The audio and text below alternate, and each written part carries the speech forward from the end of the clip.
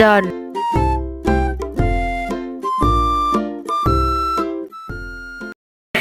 ทำไมวันนี้มันแปลกๆวะปกติเสียงดังกัน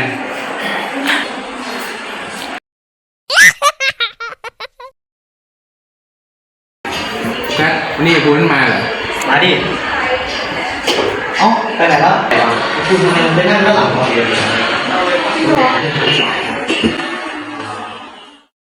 ดับกูไม่อยากนั่งใกล้พวกมึงเดี๋ยวพวกมึงอันตรายอะไรวะคุณไม่กลัวมึงหรอ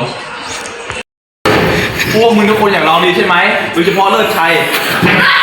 มึงอยากตาย